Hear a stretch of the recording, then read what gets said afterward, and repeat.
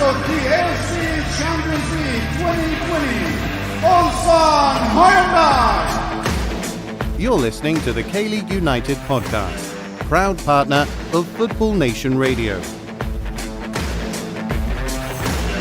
Hello, 안녕하세요. Ryan Walters back for a daytime edition of the K-League United podcast because why not? And it's a full studio, and I actually remembered my intro this week, so that's good compared to last week when I forgot how I start the show. But anyway, we have a very full studio virtually. We're joined by Matthew Binns. Hello. Pete Hampshire. Hello, Matt. And it's real. He's here. It's not a video. It's Paul Neat. Hello there. How's it going?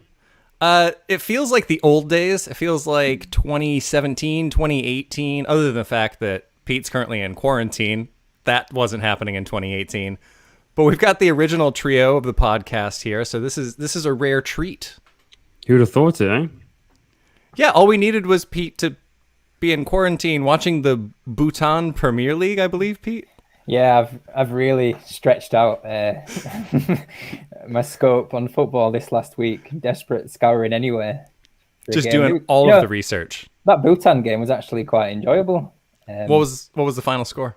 5-1. There was a number 10 for the home side who looked very promising. I've sent a little text to Gwangju. Just Gwangju front office, which we all have on speed dial, obviously. Speed dial, that's a thing. Didn't just show my age there. Anyway, speaking of ages, we are going to be talking about some of the youngsters here from Korea as they are over in Tokyo trying to get gold in the Olympics, assuming they still happen, because even today I've seen tweets that are saying there might be a last-minute cancellation, which let's hope not. We'll blame the cardboard beds if that's the case. But anyway, we'll be talking about the Olympics. We're also going to be talking about the transfer window, which, you know, the summer transfer window, nothing big usually happens. Not a whole lot to talk about. Matthew's Smug-O-meter is not going to be going off the charts or anything during that segment. That won't happen. That's where we're going to start. Then we'll talk about the Olympics. And then, not just because Paul's here, but because it's the party, we're going to be talking about K-League 2. As it's a little bit over the halfway point, but you know what? We've been busy, so we haven't had time to check in on those things. ACL kind of killed us, but now we can catch up on the domestic league as K1 is also getting back up and running. All sorts of things going on, but no K1 this week. And then we got a full mailbag. So, gentlemen, let's just go ahead and get into this. Let's get started with the transfer sagas. Some of the more major signings, just to run through them here, we've got Kwon Chang-hoon to Suwon, Jonathan to Gwangju. Surprise, Pete. There it is. There's the smile we expected. Yoona Luk is back in Korea, and he'll be plying his trade for Ulsan. Ji Jong-won, Connor Chapman, and another one for Pete, Yo Rum, are all on their way to FC Seoul. Lee Jung-hup is up on the way to Gangwon. Well, he's already there. Masatoshi Ishida left Gangwon for Daejeon. Kim In-sung has left the champions of Asia for the hopeful champions of K-League 2, Seoul Eland. So that's an interesting one. And I'm still absolutely fuming about it. Well, we'll talk about that one. And then last but not least, I'll throw it over to you here, Matthew, and we might as well not bury the lead. We might as well start with the fact that Song Min-kyu has left Pohang Steelers and is joining some small farm town team. Yes, I know. John Book in shock player valuation matching transfer escapade. I mean, John Book have plundered Pohang by paying what they've asked for, and they've acquired Young Player of the Year, Song Min-kyu. Fans are outraged, I say, that a club in reportedly financial difficulty did not accept significantly undervalued transfer fees from two European second-tier sides to help the Korean national team. So traitors, all of them at Pohang there, for not helping Korea. Yeah. How dare K-League clubs not put country ahead of their own financial stability? I tell you, it's disgraceful. But yeah, I mean, there is reason to be upset at John Book. There always is. Yes, there is. Yeah, you know, Europeans, they don't give a flying Kim Chinook about fair value in Chinese. You almost said it.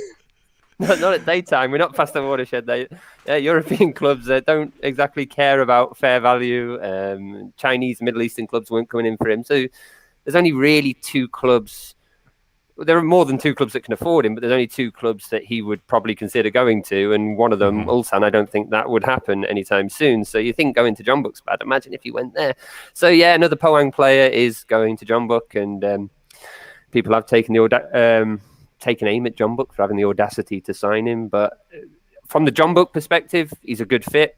He's going to definitely get game time, not because he's just talented, but he's got a year and a half as an under-22 player, which, as we've gone through, which seems to be a theme for this season of the podcast. It's what John Book need. They needed an under-22 player. I think that we probably have to look at it from the other perspectives, though. And I know we only have a couple of minutes, but yeah, Pohang fans should be upset at the sale of their player. I don't blame them there. But probably more so at the way the club has been run and the fact that they find themselves in these circumstances in the first place. They've let another key asset go, and they've let that key asset once again go to John Book. I think the bigger one, how have they got into this mess? But 2, the bigger concern for me is the manager didn't know. The manager knew by finding out in the news that his best player was going to John Book, and he was going to, there was some questions whether he was going to extend his contract at the beginning of the season. One of the things he requested was that Kang Sang-woo and Song Min-kyu stay for the season. And, they've got rid of it. And Pohang have released a statement saying that they've, apologized, that they've had to do this without the manager's authorization. And I believe that he is going to get the significant portion of the funds to spend, but when the window's closed. So you should be a bit upset if Pohang. Pohang, if you're the fans. Yeah, Kim Gi-dong, I don't know what else is he supposed to do? He goes and wins Manager of the Year last year with a team that they decimated. And Matthew, you and I we've talked about this week, but like my thing right now with Pohang is like when someone tells you who they are, believe them. This is the same team that sold Ilyachenko and Palisevich on the verge of getting back into ACL. So, like, you can't really be surprised by this. They sold Kim Sung-dae. Like, they're just going to keep selling their most talented prospects, apparently, to Jeonbuk, which I don't love because I'm tired of watching them win the league. But like you said, I can't really be mad at them. It's like, this young player is extremely talented and wants more money and a chance at a trophy. I don't think it's just that as well. I mean, if you're in the board at Pohang, you're looking at a spreadsheet that's full of red, and you've got to look at your most sellable assets. And Song's contract ends at the end of 2022, and from next season, the Bosman rule comes into play. So they only really have one more window after this to sell him. And in that time, he could get injured. He could perhaps not get military exemption, or he could, he'd already be going for a lower fee. The valuation is only going to go down on him if they hold onto him for a bit longer, and then it gets to next summer, and then he can start talking with clubs for free. Yeah. So, yeah, I understand the fans are angry, but this is Pohang's last chance to really sell him for what they consider a fair value. It's not nice. I get it. Pohang keeps having all this potential, and they keep selling it. And they'll never get beyond where they are. I think the only positive for Song Min-kyu is it's not a downward step. It's at worst a side step, but at least when his side beat Ulsan this year, he might get a trophy for it. Oof. All right. On that note, we're going to move on from it because we could talk about it for a while. But Paul, let's move on to you here. And either like best bit of business or shock signing, what stood out to you most this window, which was actually a pretty active window?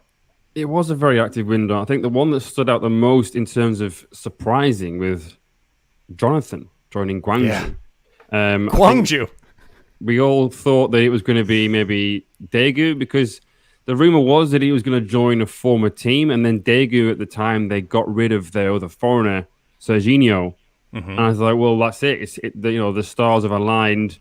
They've got space now, but then no, and then you think, well, Suwon Blue Wings are in a great position in the table. They're actually in a title race at the moment. Obviously, only halfway through, but still, they're doing well.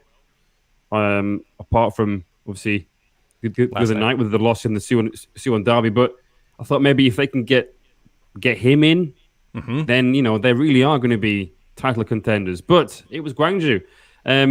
So that'll be interesting. I'm sure I'll let Pete talk about that one in more detail. But for me, I think Jidong won and Connor Chapman. I mean, Connor Chapman wasn't surprised because I knew about it since March. But Jidong won.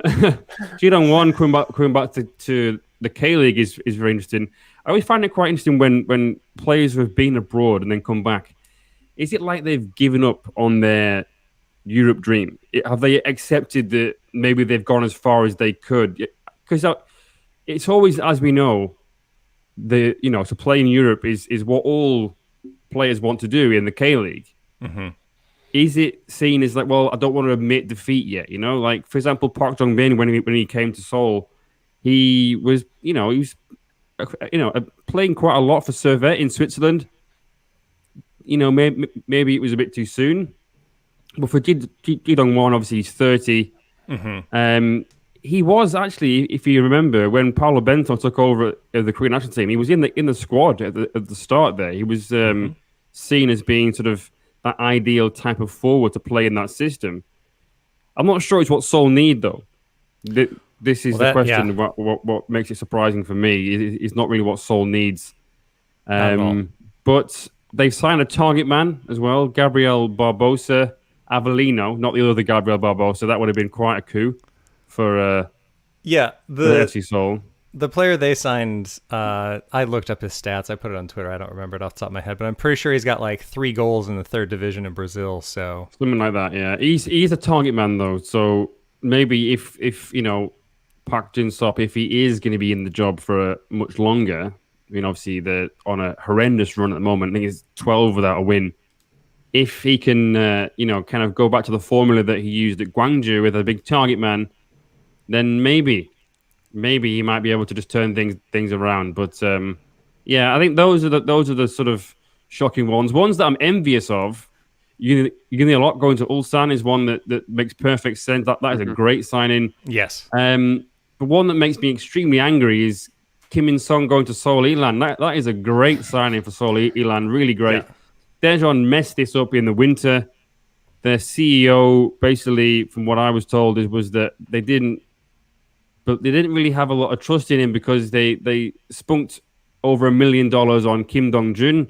Then he got injured, missed most of the season. Really, I think he played about 5 or 6 games last year. So their best asset was on the treatment table for so long. Yeah. So they were just a little bit skeptical about signing somebody on big wages because, coming from Ulsan, the Asian champions, is on big wages. And I think if we hadn't have messed him around in winter, and let's not forget, the transfer was almost agreed. He'd recorded a goodbye message for social media for Ulsan. He said goodbye to his teammates. He was out the door. And then, the deal was called off last minute. So if we hadn't messed him around, maybe he would have signed for Daejeon. But that is probably the best signing that anybody in K-League 2 can make. You need pace, somebody who's direct, and he is that. And the good news is the Leopards also have other people that can actually hit the target.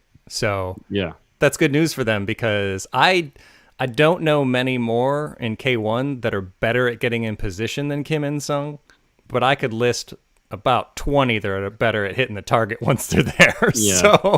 So we'll see if that improves in K2. I mean, you still have to test the goalkeeper to get it past them. I think it makes a lot of sense for him to move. I think it makes a lot of sense to move down to K2. He was not going to get any minutes at Ulsan, especially with Uniluk coming back. I mean, Uniluk being sold by FC Seoul was like the white flag that club has been waving for years, that their good run of form was over because he was just tremendous for them. He led the league in assists the year that they got rid of him. So I think I would agree. I think that one was pretty surprising.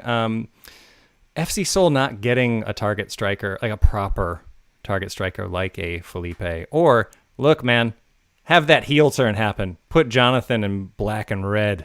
Do it. But instead, they've just loaded up on midfielders and wingers because that's what they need. Yeah, I don't know. The Yodum transfer was a bit of a strange one because there was a rumor for a couple of weeks that they wanted to sign him, and I thought, another midfielder. Did they really need another? I don't know, but no. Yeah, okay. But then it was there's a report late on Tuesday that said that there's been a swap deal with Hong Jun-ho. I was like, well, that's an interesting deal because that came out of nowhere. And then, Target striker Hong Jun-ho. Yeah. and then exactly 1848. That's when the press release was sent out, and I saw the email, and it was funny because it was like, "Oh, welcome to Yorum. He's an experienced midfielder." Blah blah blah. And then right at the bottom, the very last sentence. Oh, and by the way, Hong Jun-ho has gone to JG United. I think that your rum deal smacks of Park Jin-suk trying to win back the dressing room. He's trying to get someone in who he's worked with before. Someone That's a really good point. I mean, that's a how really many good point. central midfielders does he really need? No, he's brought in as someone he can trust, I think. Yeah, just trying to see how many positions he can fill with a central midfielder, and yeah. Apparently it's all of them. Kim Dong-jin should be back eventually, so they're converted right back into a striker. Will be back as their main scoring option soon. Connor, welcome back, buddy. It's going to be fun. Anyway, Matt, it looked like you had one thing, and then Pete, we'll throw it over to you before we take a quick break. No, it was just something that sprung to mind, and it goes back to Song Min-kyu stuff, but it was just when you mentioned Yunil Lok, he left Seoul, he went to the J-League. He did come back to Jeju before making the move over to Europe, but it also happened with Hwang Hee-jo. Hwang Hee-jo went to J-League. Is going to J-League.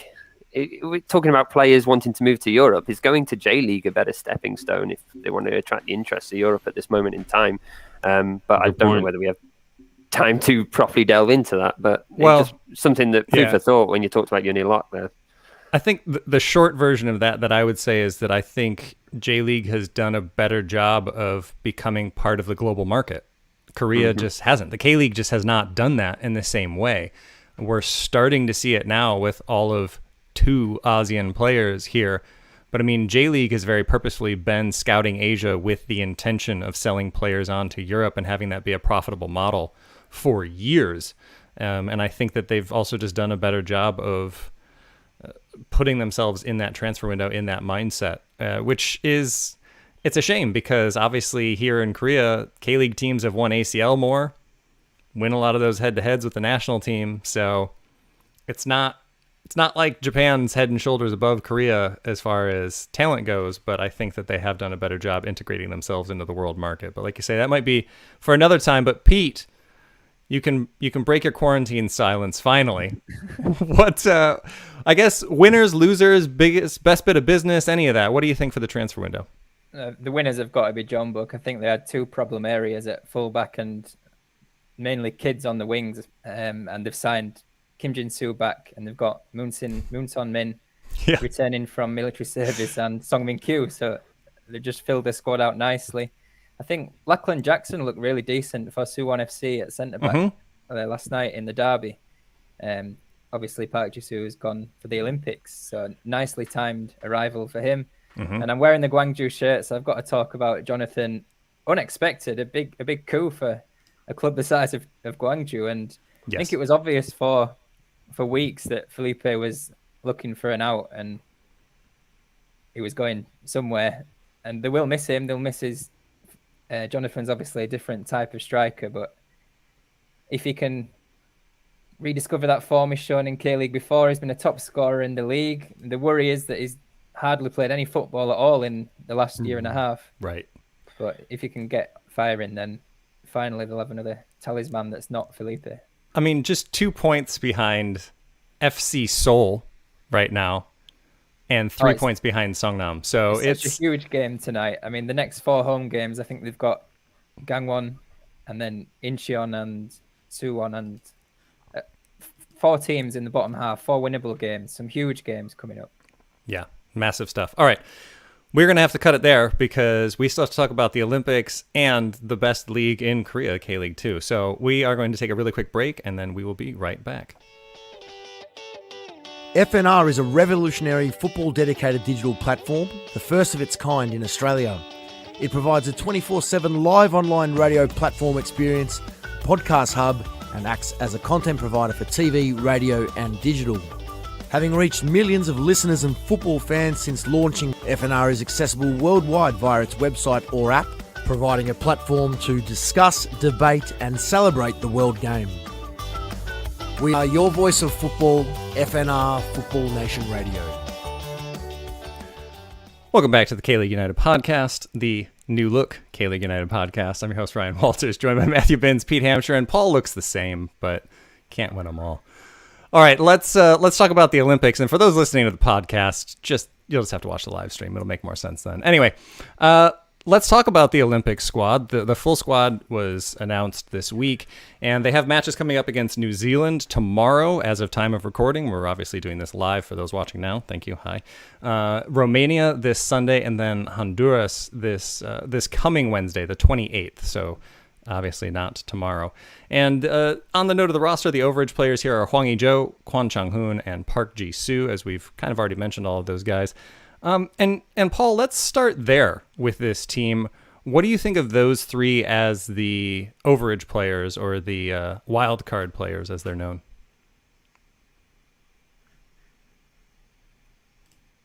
Nope, you're muted there, Paul. I don't know. Hwang Hee-jo's inclusion again is interesting. Obviously, Kim Ak-bom is someone, he knows him very well. He's worked with him with Songnam a few years ago. Obviously brought him out of the darkness, really, and put him in the Asian Games squad in 2018 and really helped kickstart his career again. I think he wants somebody that he knows exactly what he's going to get with Hwang Hee-jo. Kwon Chang-hoon is the one who I think has been shoehorned in because obviously his military service is coming up. I know they've said that they aren't taking that into consideration, but I'm not sure I believe that because they've got Lee Kang-in who plays in a similar place. So yeah, I think because they've got Lee Kang-in and they've got enough attacking, like with Lee Dong-jun in there as well, I just think that they've got enough in the final third really to be able to not have to rely on people like Hwang Hee-jo or Kwon Chang-hoon. The wildcard choices are interesting.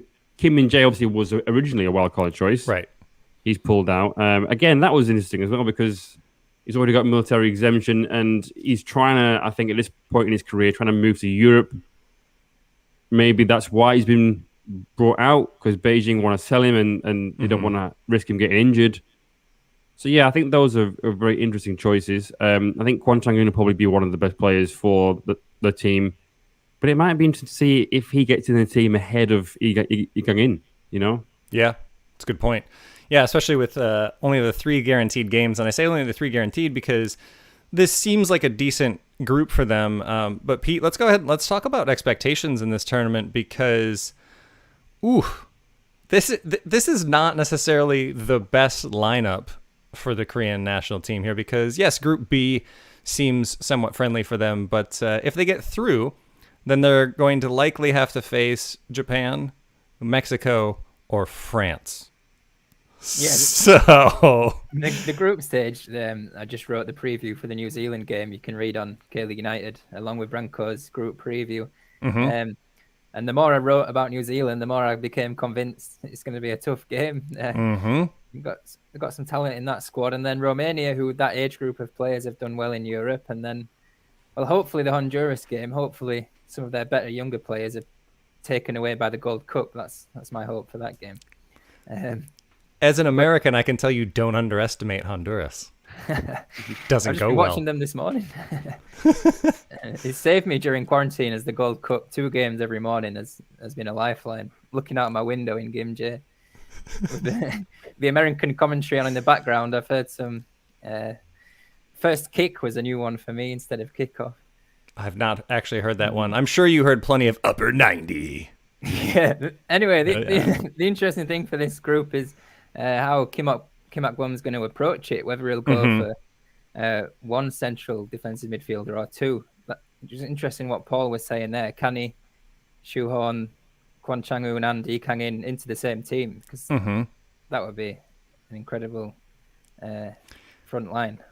It'd be pretty good. Yeah. And on the note of, as Pete said, we do have a preview for the New Zealand match. We have a preview of the group. And also on KLeague.com right now, there is 2 separate pieces breaking down all of the players on this roster, with goalkeepers and defenders being one piece, midfielders and forwards being the other. And I mean, obviously I've looked at this roster breakdown, but reading through it, it's just like, this team really should have high expectations. But again, if they win the group, or if they finish second, they're going to have to face one of those three teams. And then if they get through that, there's still a chance that they'll have to face Brazil next. So all sorts of fun stuff there. But Matthew, what do you think is a realistic takeaway? Should they be expecting a medal? I mean, you said that knockout round, that first knockout round could be everything, really. Yeah. I think they get through that unscathed, then yeah, I think they should be, because they've got a lot of players that are getting minutes at their clubs. They've got a lot of talented individuals in there, and I think as well, we just talked about trying to shoehorn in two players, but even if we're not shoehorning in two players, they've got enough depth to rotate, and I think that should see them through. They've got quality on the bench, but yeah, I don't know. I don't think Korea probably going to come unstuck at some point. I really want them to get the medal. Don't get me wrong, but I don't see it. I see them getting to the knockout stages and it being heartbreak again. I'd be more convinced if they performed better in the friendlies in the build-up. Yeah. The two against Ghana were a bit, it wasn't his full team and it was a bit of a waste of time, really. Well, probably more about fitness. But the ones against Argentina and France, there was a lot of errors in those games, and the performances weren't very convincing at all. I do agree that I think this squad is good. It's got a bit of depth, a lot of quality, a bit of experience as well. But yeah, I'm not sure that Kim Akbom has really had enough time with the right players to be able to sort of get his tactics in. I don't even think he knows his best 11 now, really. See, yeah. My problem is, though, it feels like he has had a long time with them, though. It feels like this camp that he's had with them has been for ages. And the camp, the camp is, you're right about that. I think, but in terms of being able to put the sort of things that he works on into practice in a game, I don't think he's really that. He's not really been helped. And also, I think a goalkeeper, I'm not sure he knows which keeper to pick. Song Bom made a huge error in that last game against Argentina. An Jun-soo has made a few mistakes for Busan as well. And then you've got An Chang-gi, who's never played ever for Suwon Blue Wings. He's played in FA Cup games when he was in a university team. Yeah. But he's not played. So I'm a bit concerned about that area. I also feel like the last minute inclusion of Song Min-kyu just kind of... It didn't reek of desperation. I mean, Song Min-kyu's a very talented player and he qualifies for this. But I mean, if you're part of that under-23 team that won the Asian Cup and you've got this nucleus of a team together, you want to try and keep that going into this. And it feels like just before the Champions League, he's like, oh, hang on, I'm not going to be able to do it. Just grab Song Min-kyu, chuck him in now. And okay, yeah, you got to make... It's about winning. So you need to choose the best players. But I mean, if he wasn't confident earlier, why didn't he bring in Song Min-kyu earlier instead of letting Paolo Bento play him in those senior team friendlies? He should have been having Song Min-kyu earlier into the talent was there for all to see. We didn't need to have to drag him in last minute. Yeah. I think the schedule congestion has been really difficult, and I think there's been a little bit of a battle behind the scenes, I'm sure, between the senior squad and the Olympic squad, just because there is a lot of overlap between these teams, which is a promising thing for the future. But yeah, I mean, I share your concerns about the goalkeeper position here, Paul, because Songbum Kun is quality, but my goodness, when has the man had a break? Like, when has he had a day to just relax? I mean, honestly, since winning the U23 championship in Thailand, he's just been going and going. FA Cup's not a concern anymore for Jeonbuk, so they've at least got a chance to rest there. But yeah, I don't know.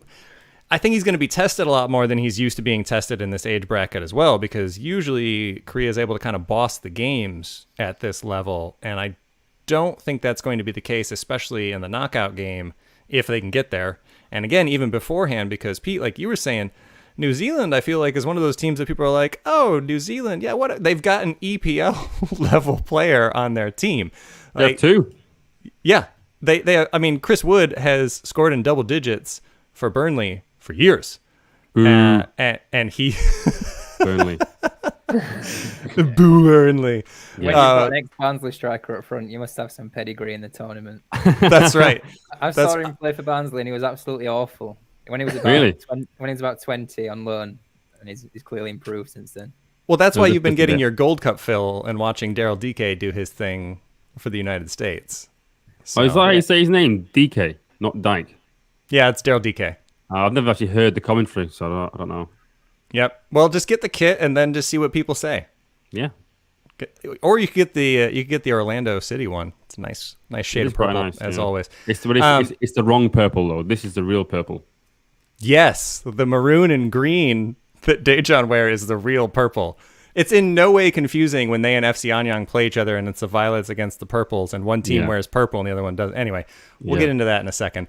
I think we'll just end this segment with a real quick, because by the time we come back next week, the group stage will pretty much be wrapping up. So, Matthew, are they going to win this group, yes or no?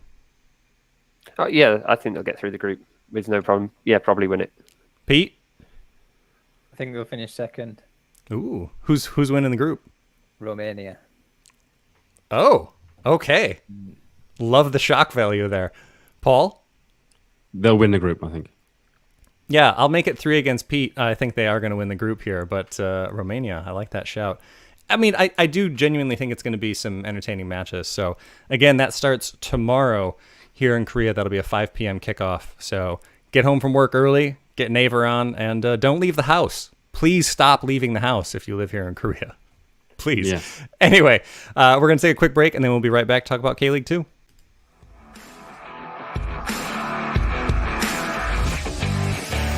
Fans, we want to hear from you. You're encouraged to email KLU at info@kleagueunited.com or tweet at K-League United with any questions, comments or reactions. Or follow us on Facebook to ask directly during one of our live shows.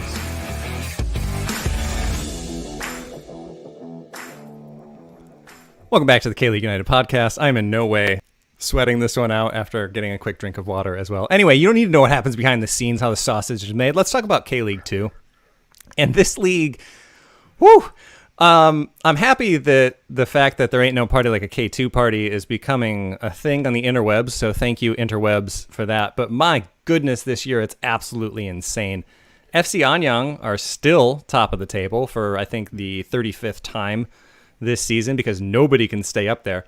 They're on 36 points. Gimcheon Sangmu has come good. They're title contenders as we thought they would be, but they are winless in their past 2 games. The mighty Jeonnam Dragons are on the same amount of points. Busanai Park and Daejeon Hana Citizen each have 31 points. So Daejeon right now, Paul, is in 5th, below the playoff line, but only 5 points off of the top of the table. Yeah, and they play Busan this weekend. Yeah, I mean, massive game going on the lower half of your screen here if you're watching live. And then we've got Ansan Greeners, who are also hanging around right there. And then Gyeongnam FC, a team I think you'll be talking about quite a bit today, Matthew. Seoul Eland, Cheongnam Asan, and Bucheon. We kind of need relegation, to be entirely honest, in K2 because, Bucheon. I say that. I enjoy going out there for the game when the Dragons are here. But anyway, we don't really have time to go into absolutely everything because there's just too much going on right now. The summer of football continues, so we weren't able to give the entire show to K-League 2 in the way that we might want to. But Paul, let's start with you here. We're just past the halfway point. Again, ACL, Olympics, everything else. We've been a bit busy, so we haven't been able to get in right at the halfway point for K2, but it's close enough. So I guess surprises. I'm sure you'll be talking about Daejeon. I'll be talking about Jeonnam. But main takeaways from the season thus far? Mine is the curse of first in K-League 2. Now I've got some stats. Well, not stats, but I've got the record basically in front of me here. And basically anybody who's gone top then loses or drops points in the next game. This started in round 4. Seoul Eli went up to round 4 unbeaten. Then they went 3 games without a win. Then in round 6, Daejeon went top. Then went 3 games without a win. In round 9, Anyang went top. Then went 4 matches without a win after that. In round 11, the Dragons were top. Then had 2 games without a win thereafter. round 14, Dejon again back to the top. They lose the next match. Now, it gets a bit different here because in round 16, John are still top, but they lose to Buchon. Yeah. In the next game, they're still top, and they do win. They beat Asan. But in the next game, they draw 0-0 with Anyang. And then in round 19, Gimchon go top. They beat Daejeon. Then they lose to Anyang the week after. Anyang go top. Then they lose to Daejeon. Yeah. It's unbelievable. I've never seen it like it before. Because I think usually we often see one or two teams who just run away with it. Mm-hmm. And there's a huge gap between either top or the top two and the top four. But this season, either nobody wants it or we all want it. I can't really decide which way around it is. Yeah, I mean, Jeju last year just absolutely destroyed the league. And some idiot on this show right now was like, Gimcheon might not even lose a game this season. Thought that was going to happen. 5 losses for them later and 7 draws, by the way. But I think they're starting to come good. But right as they were, they also have had the roster switch as usual. So it is absurdly close this year. It is all sorts of fun to follow in that regard. And Matthew, one of the teams, and this is a bit of a preview because you and I talked about it beforehand, but one of the teams we expected to be up there was Gyeongnam FC, but they are not even in the playoff picture right now. I just wrote, what are Gyeongnam FC? Because the last 10 games, they've had no 2 consistent results. It's the last time, you have to go back 10 or 11 rounds to find 2 wins, back to 2 same outcomes back to back. They cannot get it together at all.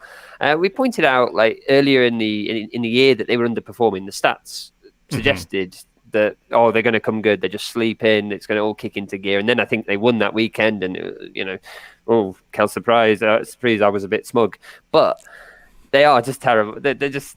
It's got worse. The discrepancy between what the stats say they should be doing and what they're actually doing is just getting wider and wider each week. So Gyeongnam have the highest XG in the league. They have an XG of 36. That's higher than the league's top scorers have actually scored. Mm-hmm. They've only found the net 25 times, though. It's an incredible discrepancy. So they are getting the ball into these dangerous positions. They're not converting them. And then you can go dig deeper into that and say, well, who's the culprit? Baek Sung-dong, he has the most shots for the side, one of the highest shots in the league. He has 36 shots taken this season. Actually, maybe a bit more now, because I think that I took just before Monday. But he's only scored 4, including that penalty he got the other night. So that's his XG actually only says 3. So he's actually doing better than he is. But that means that he's taking shots from everywhere. He's taking unscorable. He's having to go at unscorable chances. Hernandez is doing all right. Willian is doing all right. They're both faring well according to the stats. But then you look at somebody like Hwang Il-soo, who features in the top 5 for XG. He's got 3 in the league though so far. One against Daejeon. Yeah, and other strikers are failing to step up when given the chance. Yoon Jun-tae missed a penalty against Ansan the other night, and they've been shipped out with nothing in return. Lee Jong-hyuk's just disappeared now. Mm-hmm. So what are you doing up for? So Gyeongnam are creating. They've just got nobody to put them away. And then you go to the back, and they've got the second highest expected goals against in the league. But they've actually haven't conceded that many in comparison to this XG. And that goes, that's credit to their keeper, Son Jong-hyun. He's faced the most shots in the league. 68 shots he's faced. And subsequently, he has conceded the second highest number of goals as a goalkeeper. But he's also made the second highest number of saves. And he's probably been key to making sure that Gyeongnam haven't got even worse. And then you think, well, what's happening in the middle of the park? They've got the second highest possession in the league and behind Gimcheon. So it's not like they don't have control of the game. They've got the player with the highest passes in the league in Jang Hyuk-jin, and you're like, oh, well, they're doing all right. But then you look at it in detail, he's not even in the top 30 for accuracy on those passes. I mean, okay, it takes 2 to get a good accuracy stat, so maybe it's a case of the players not being in the right place, but sure. You should put that on a features t-shirt. high for It takes 2 to get a good accuracy stat. Get that on a t-shirt. It takes 2 to tango. That's the new KLU merch that people have been craving right there. No, I couldn't give a flying. Kim Chinook is my favorite. Truth.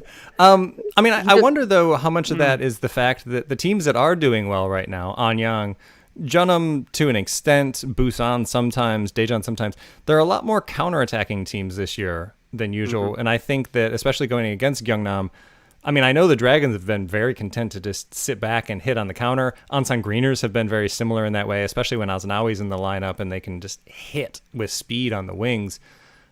So I wonder how much of it is the difference in the style of play. But like you say, based on the stats and the roster that's in place, we just expected a lot more out of Gyeongnam this year. Yeah, they're just not meeting what's expected of them. And like counter-attacking football, that could be a good point there because they've got a defence that is seemingly very welcoming rather. So it's interesting for Gyeongnam. I don't know what they are, and I think we're now a year and a half into the tenancy of their manager Sol Ki-hyun. I think Lol Ki-hyun, am I right? Lol Ki-hyun.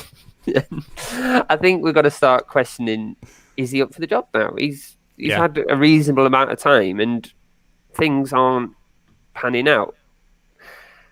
Who knows? They are making chances. He was a great player, but manager, I don't know. Well, I think after last year, you probably say maybe it's a bit of a hangover after last year, losing in the final in the way that they did. Yeah. In like the 100th minute when they lost that to a penalty. Maybe they just haven't been able to recover from that, you know? It's such a huge disappointment. But I don't think... I think in K-League, obviously, as we know, managers get a lot more time than they probably would in other countries. Sol Ki-hyun is one of them who I think in somewhere else, in another league, in another country, would probably have been sacked by now, especially with the expectations that they have. Yeah, definitely. Pete, let's stay on the note of teams that are disappointing and probably going to be in K-League 2 next year. Let's talk about No, I'm kidding.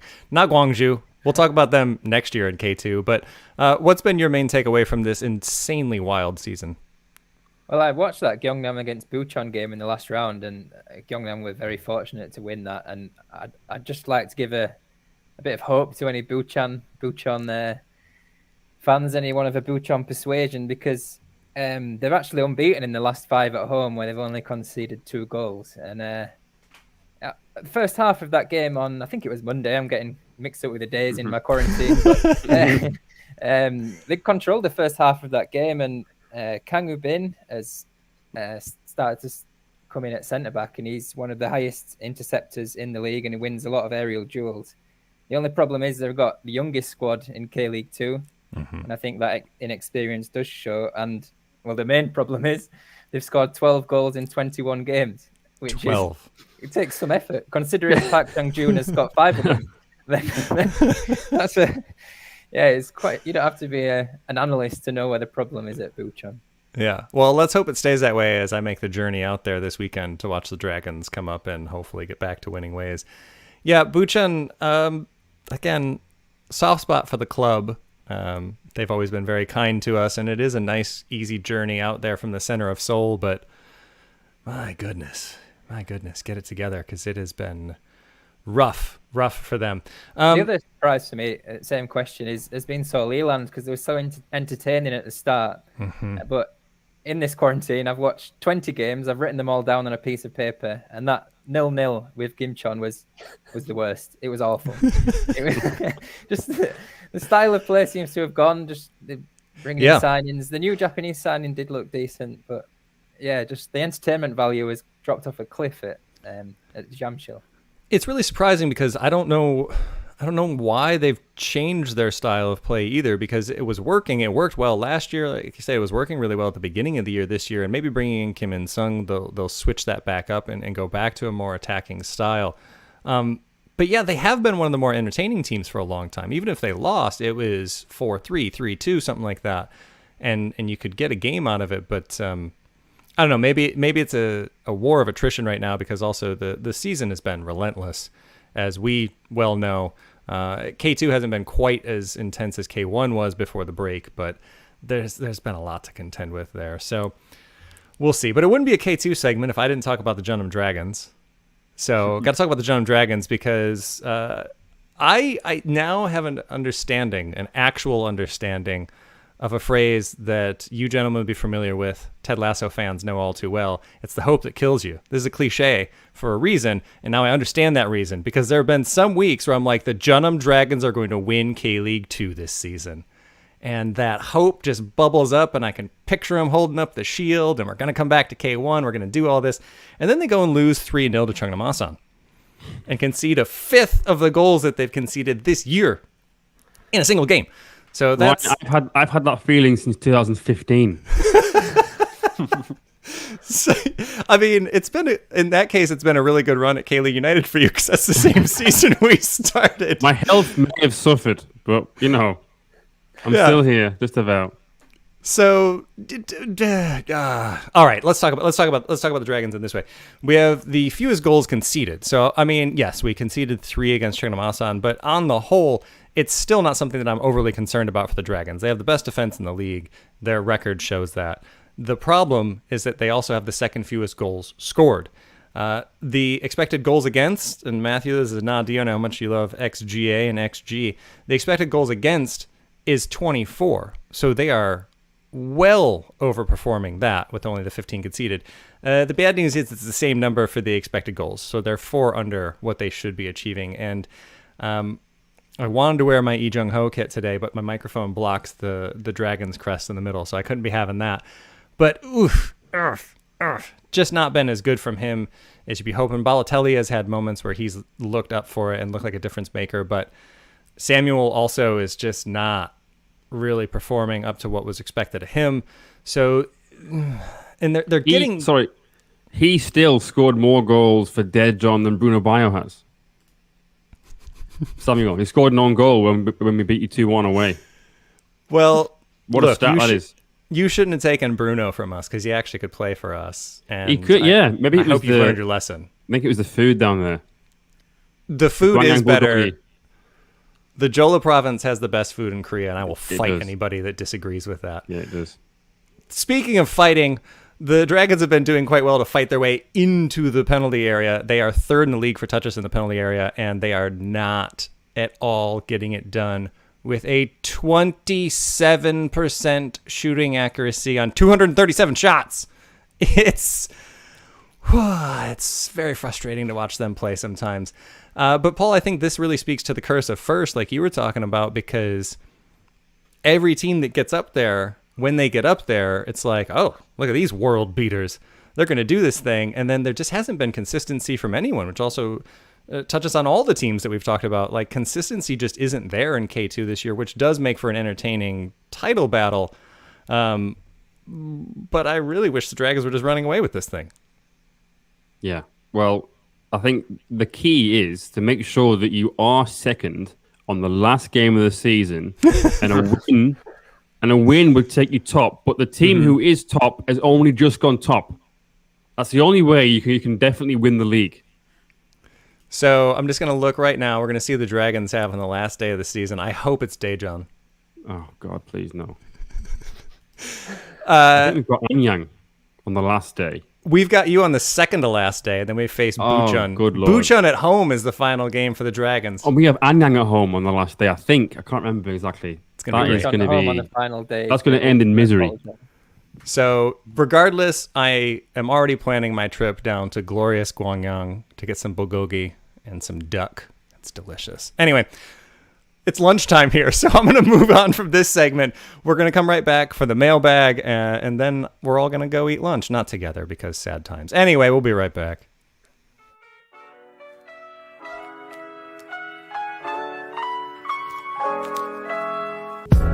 O.G. Lewis is your neighborhood British bar and cafe located in the Old Giro district of Seoul.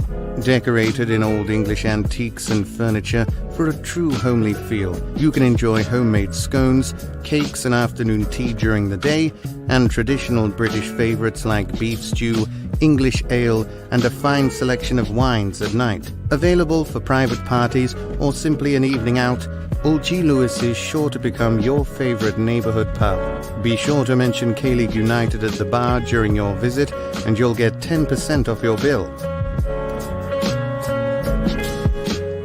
Welcome back to the K-League United podcast. I'm your host, Ryan Walters, who is now increasingly hungry after watching the ad for Old G. Luis. I'm joined by Paul Neat, Pete Hampshire, and in the mailbag, it's Matthew Bittens. Yeah, back into the mailbag we go. Got a question in on Twitter from Branillionaire. He says, "Hey lads, newcomer to the K-League here, and I want to find a team to support. Have to go for any division. And can you help me? I like a team with a good backstory and or good values." Anyang, it's got to be.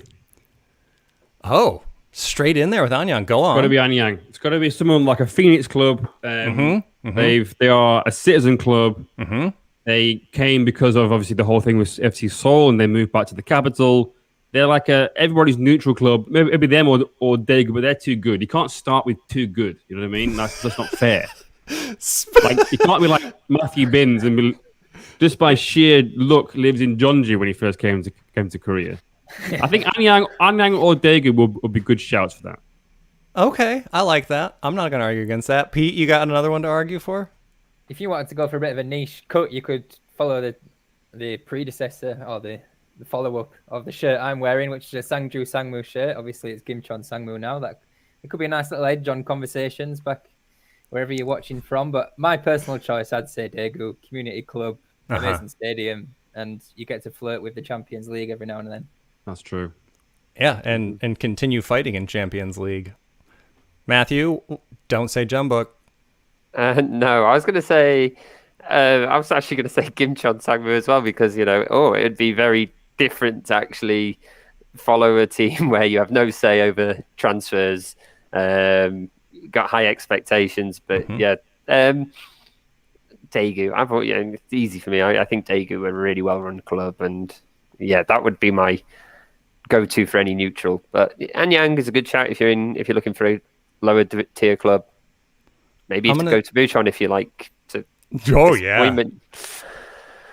Actually, that's teeing me up quite well, because I'm going to say the actual physical embodiment of what it is to be a football fan, and that's Incheon United, because they just give you just enough hope to keep you around, and then they just disappoint you and disappoint you and disappoint you, and then they lift you up to unfounded heights of 11th place.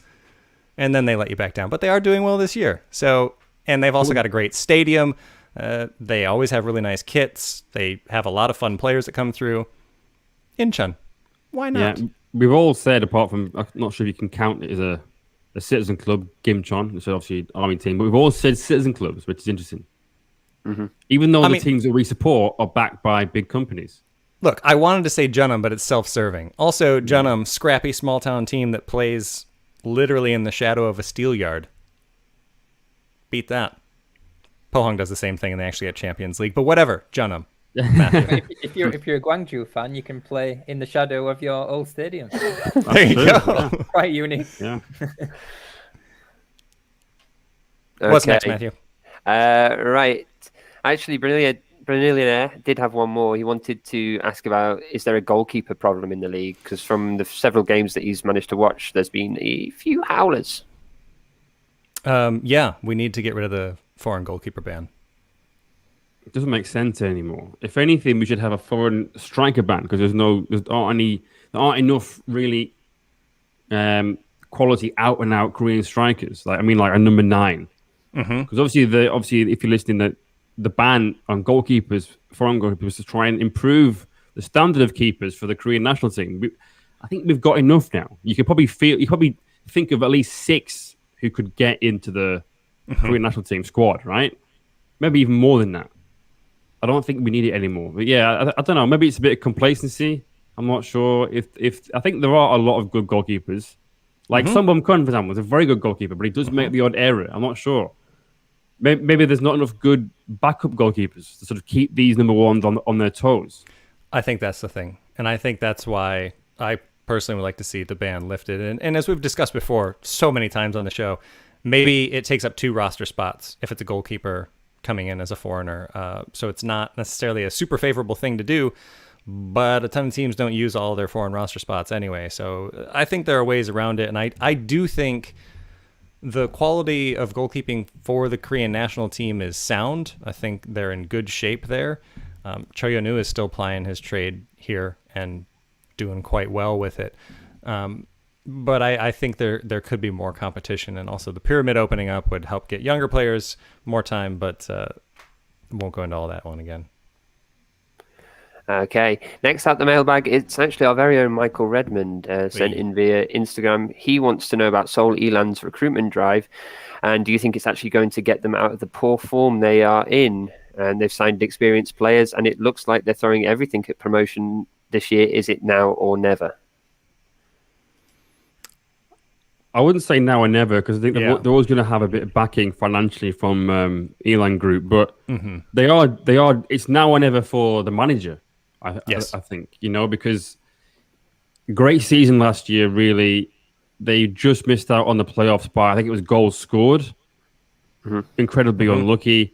This year they had that great start, and we thought, right, finally we are seeing an exciting team with a very promising young manager. And obviously things have gone a little bit wrong since then. So what is encouraging, if I was a Seoul Elan fan, is that they are backing the manager. They are bringing good signings.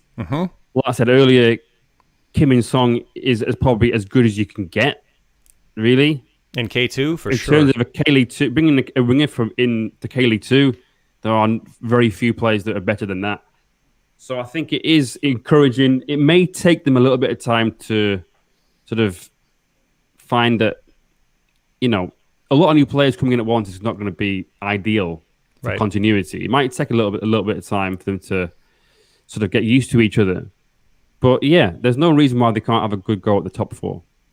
Yeah, and I think that this will increase the competition within the squad. William Barbio, we saw Chung Jung-young getting the best of him in the beginning of the season, and he's kind of regressed back to the player that we saw before with Bucheon.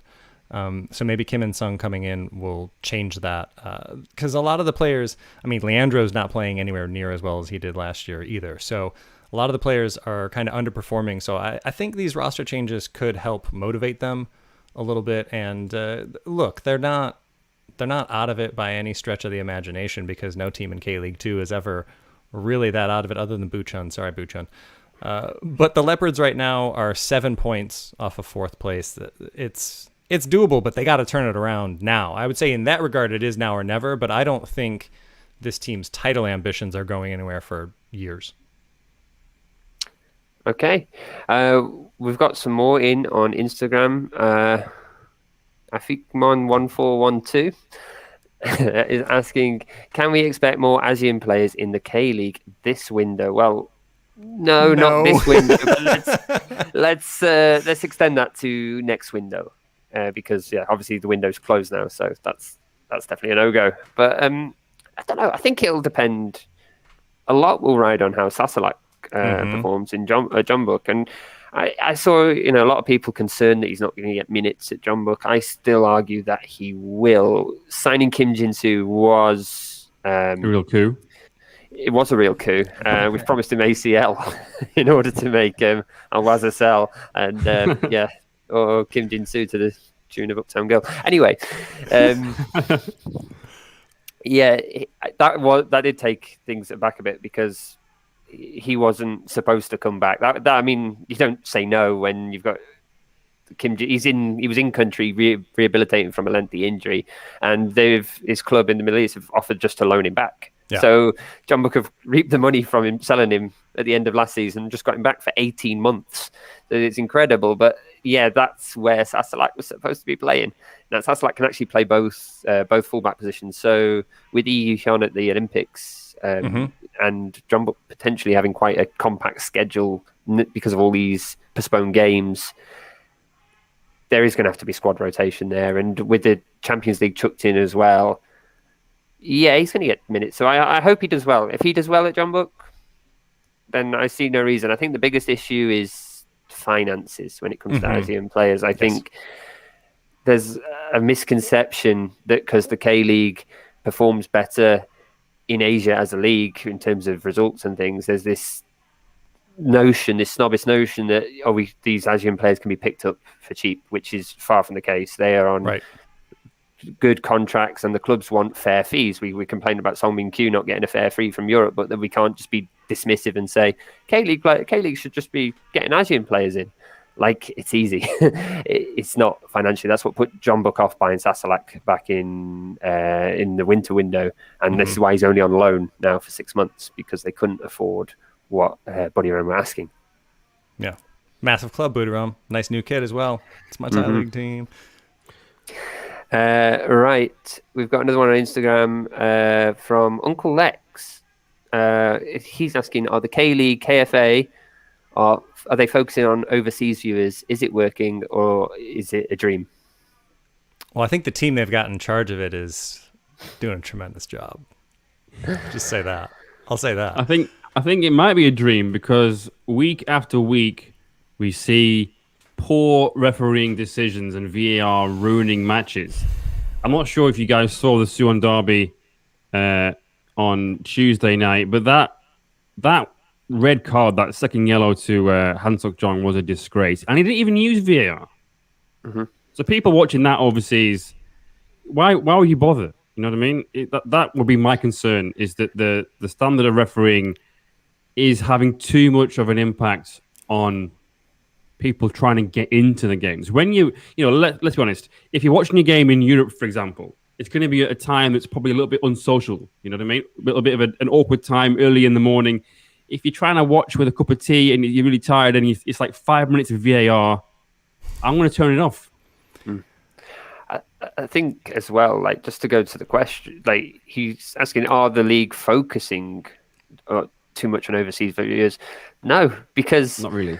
I think what the perception often is a lot of our interactions, a lot of international interactions is via Twitter, but that's because K-League on Twitter has been repurposed for an international audience.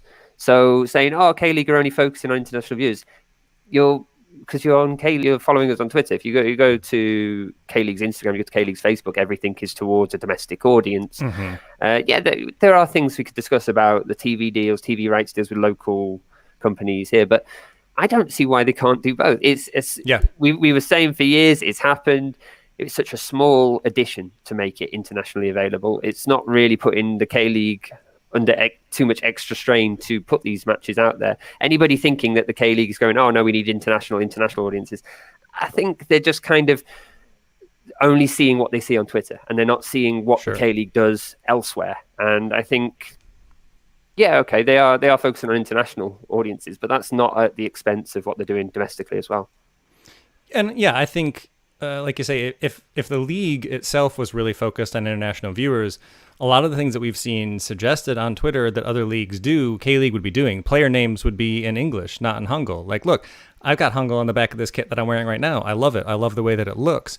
But if they were truly trying to market themselves internationally, then the names would be in English, so more people could read the names and identify the players. And I think we would also see sponsorship deals from non-Korean companies. And I wish the focus was more on international viewers. I think the TV rights deals are there. There are still only 2 games per week that are called with English commentary. So it's a step, and it's getting there, but I definitely don't think that there's too much of a focus on it right now, and think that there could be more. There's scope for more, and I know some people that do a good job at it. Well, anyway, there's 2 more questions. I skipped one in the rundown here, but there is one from Plumquat on Instagram who asks, can Jonathan bring the form he had from years prior, and does Gwangju have any hope to escape relegation? And I'll throw this to you, Pete, because I know you've had an article out recently about this. Yeah, you can read my article, 3 Reasons Why Gwangju Can Stay Up, on KLeagueUnited.com. It's just Jonathan. Yeah. Jonathan scoring, Jonathan with his shirt off, Jonathan in the locker room. The thing is, attacking options at Gwangju, it's basically a lot of children and Felipe, and now it's a lot of children and Gwangju, because the front line is an average age of 21 without Jonathan. He was 31, I think. And I think even if he's not fully match fit, he'll make his debut as soon as possible with the paperwork, and he'll be looked towards to create everything, because in the central midfield at Gwangju, you've got a lot of defensively minded players, apart from Kim Jong-un. Kim Kim O-young, the manager, plays with two really defensive central midfielders who are both basically centre-backs. He plays with 6 defenders. So there's so much pressure on Jonathan's shoulders, and the fans can turn quite easily at Gwangju, I feel. It's not amazing behind the scenes there. The new stadium isn't loved. So I feel like this is a deal that really needs to come off. And Yeah. Praying is match fit, Praying is in good condition. And it can, because I've not seen a Gwangju win for quite a long time. I've been down to their stadium about 5 times this season. I don't think I've seen a win. Yeah. There's the uplifting note that we need. Well, we do have one final question in. That's from Asri Furman on Twitter, and he is asking, is the boiling point within reach among Pohang fans towards management following Song Min-kyu's transfer to Jeonbuk? We have kind of touched on it a little bit earlier, but Pohang fans certainly aren't happy that this continues to happen. I'd be worried that their manager is also out of the loop. The manager is just as in the dark as them, it seems. I'd be worried that the club has got itself into such a state, considering who they're backed by. And we know sometimes the backings in K-League clubs sometimes are more just a name on the shirt. Hello, Sue on Samsung Blue Wings. But Pohang should still be doing better when they're on the cusp of, when they finished 3rd last season, on the cusp of doing something in ACL. Yet they got through. They probably even thought, we got through without Song Min-kyu, perhaps we can just not use him at all. But they got through the group stages. They're still in the Champions League. And the board are just quietly, stealthily dismantling this team once more. Yeah. I don't know. I think we've seen anger in the form of public statements from Pohang supporters groups. I wouldn't be happy if I was a Pohang fan with how things are going at present. Yeah, it was very important that last year that they kept Plosevic and Ilyichenko and then added a few more players to that. The fact that they let them two go, obviously they had Plosevic on loan. They couldn't make that a permanent deal. And selling Ilyichenko was just awful. So, Ilyichenko was a free agent. It wasn't even selling. He was a free agent. Jeonbuk did give money, but that's because of the lack of Bosman role. So Jeonbuk paid, I think it was 0.8 million in compensation. It was a massive compensation fee. That looked like a transfer fee, but didn't know that. It was basically they couldn't renew Ilyichenko's contract. They haven't got the money to renew Ilyichenko's contract. So that's very disappointing. Even at the back as well, Ha Chang-rae is obviously at Gimcheon now, and it doesn't seem like the replacements are as good. So that just screams lack of planning. Mm-hmm. Yeah. I mean, it's rough to see them built back up to the point that they're back in ACL for the first time, I think, since 2016, through the group stage for the first time since 2014. But a team that is one of the most successful in Asia. They're one of 2 teams that have won the ACL 3 times, or the Asian Championship, because it was rebranded, blah, blah, blah, blah, whatever. The internet's a thing. You can look that up. But they are a massive club in that regard, and it really felt like they were almost there. I mean, Pete had them pegged to win the league this season before their winter transfer happened. And look, Pete's not the only one that regrets that, I'm sure. Pulasevic. I had my big sign with caveat written on it last year. Yeah, but it's rough for Pohang. It is rough, especially like you say, Matthew, because they got through the group and they're still fighting an ACL. And I think most of us were looking forward to seeing what Song Min-kyu could do there. But he'll play an ACL. It just won't be in the red and black. Indeed. Anyway, that's it for the mailbag. So I'll let you wrap up. Okay. Smooth. You can tell we haven't been on together in a while and that I haven't been hosting regularly. Anyway, I will say, if you would like to get more involved with us, you can do so over on Patreon. We've got all sorts of things going on there, including the resumption of the So Rare tiers, which are back underway after a very long summer break. You can find out about that. K-League Survivor is also back. Are you guys still in that? I got 1 life left. No, I'm out. Me as well. All right. We're all chasing Michael Redmond there. He's got 3 lives left. It's ridiculous.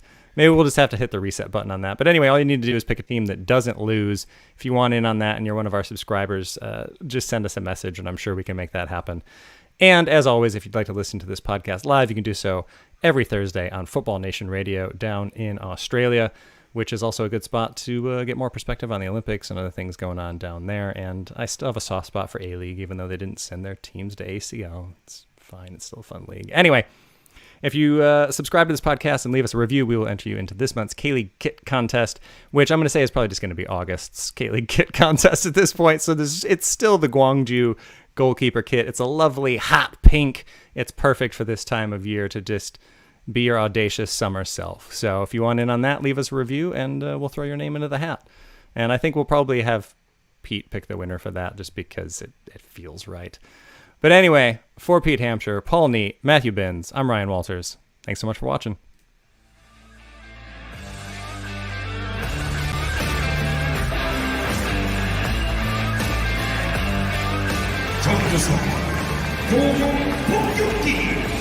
Kim Shin-woo!